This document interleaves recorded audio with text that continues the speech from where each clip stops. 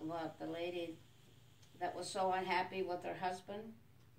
So she went in to get advice, and he said, there's a scripture, that talks about somebody complaining about their husband, and they said, have you ever tried coals of fire, which is a terminology for love, and just pouring love on it. And no, she says, have you ever thought of divorcing him? No, I haven't thought of divorcing him, but I did think of boiling water.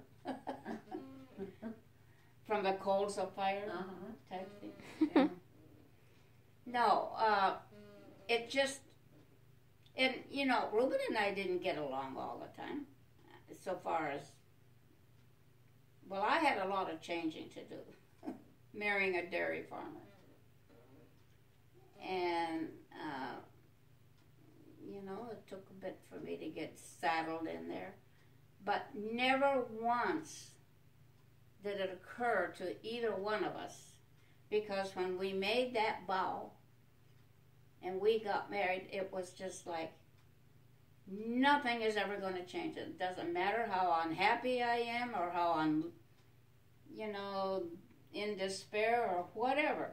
You just don't think of divorce. That's it. It never crossed our minds. So when did it start getting easier and the fighting stopped?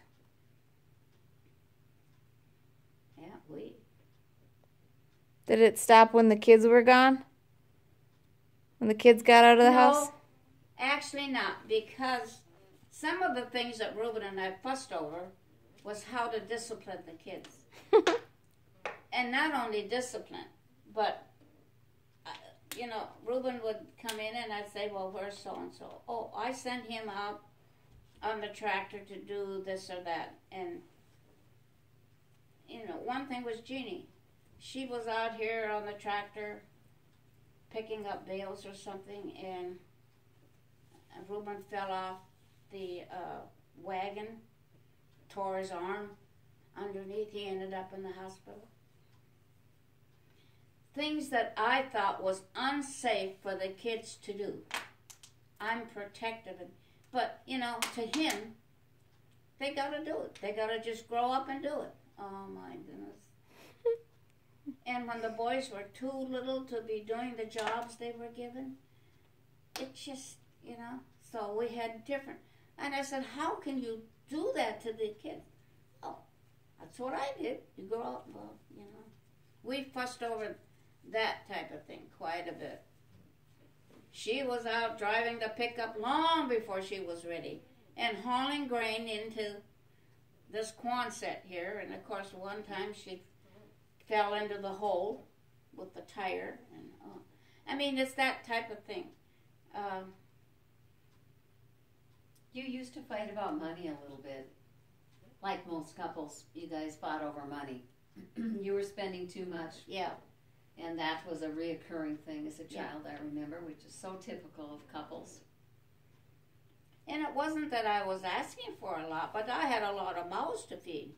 And, I wasn't one that was dressed up fancy, and I didn't have a lot of fancy furniture and this and that.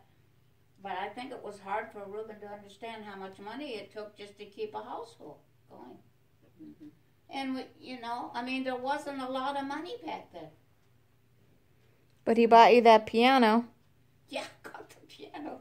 I was telling her how I think we were married about 3-4 years. And I had always played the piano. And I must have said something about it. And we paid over $1,000 for that piano in Grand Forks, Bradna.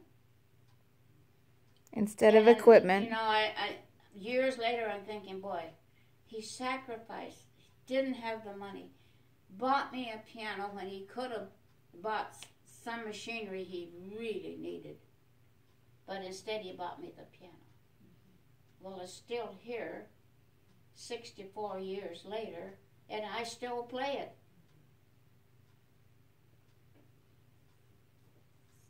So that was one thing, Reuben sacrificed. And I'm not complaining because I remember the first time Victor and Janice walked into this house that we built.